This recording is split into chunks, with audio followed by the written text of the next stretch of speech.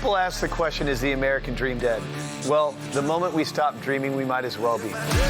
We bring you a show of real stories in real neighborhoods with real experts. We're the Davids going up against the Goliaths.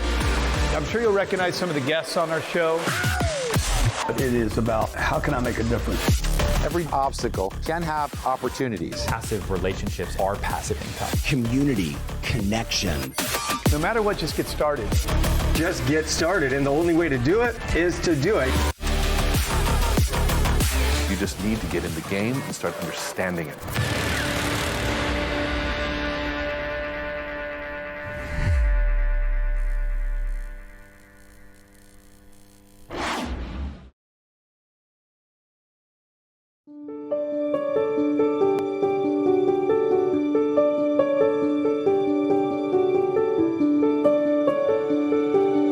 This home has seen nearly a century of stories, but none as powerful as the one that saved it. I'm Melissa Johnson, and on this episode of Winter Park's Legendary Homes, we're stepping inside to see the home that refused to be forgotten, Casa Feliz.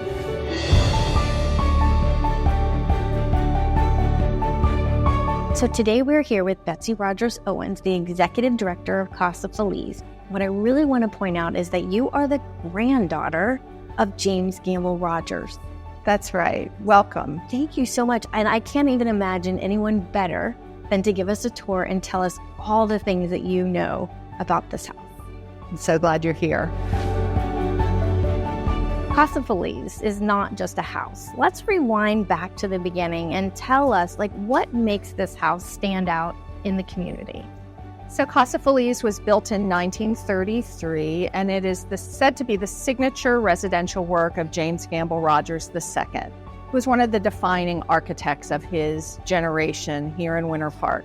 He designed more than 200 homes in Winter Park and Orlando, mostly in the 30s and 40s. He also designed many of the buildings at Rollins College, the Florida Supreme Court building. But this was one of his earliest commissions, and it was built in the middle of the Great Depression in 1933.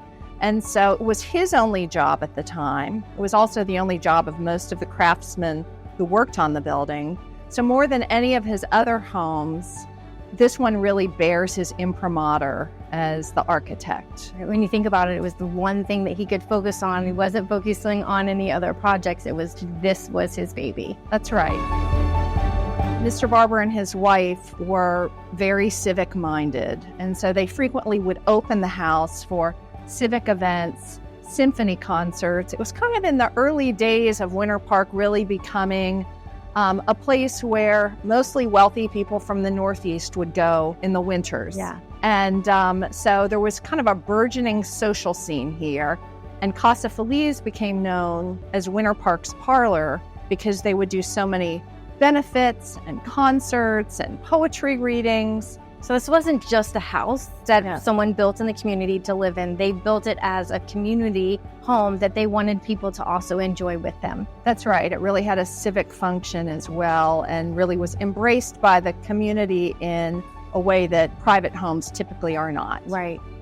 So as you walk through the home, you're going to see so many fascinating features. And what are some things that people, when they're visiting, might see that they may not realize are characters of the home and not just because of the age of the home? Yeah, so the goal, even though the house is old, it's almost 100 years old now, but it was constructed to look old back in 1933. So Rogers wanted it to look like it had already been in existence for 200 years. So he designed features of the house to intentionally age the house. For instance, the broken arches. A lot of people think, since the house was at one point threatened with demolition, a lot of people think that the broken arches were where the wrecking ball hit, but in fact, they're part of the architect's original design. The whitewash, which is kind of peeling away, that was intentional. He developed a formula so that it wasn't a perfectly white coat of paint, but rather it looked like the house had aged.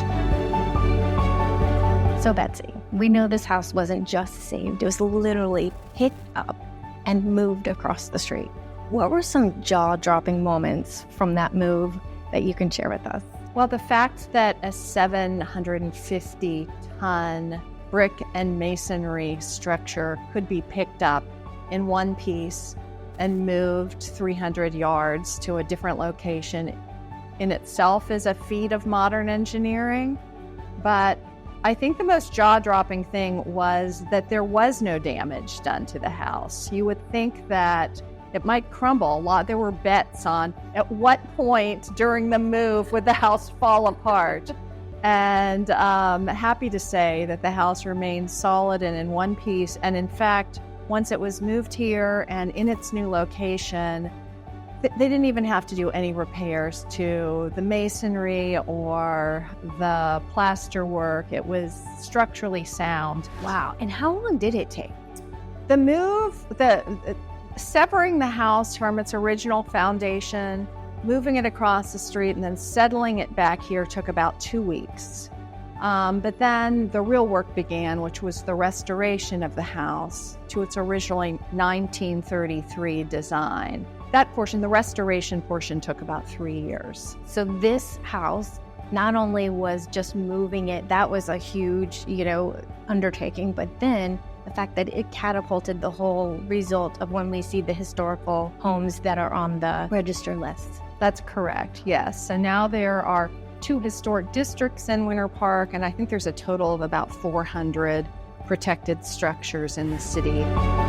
How would someone be able to come and enjoy this place? We do a lot of public events here. We're very committed to being Winter Park's parlor. And so we do cultural events, and we have an Arts and Letters series, which is free to the public.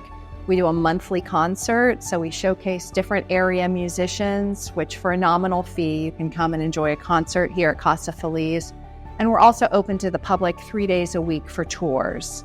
We have guided historic tours every hour on the hour, Tuesday, Wednesday, and Thursday.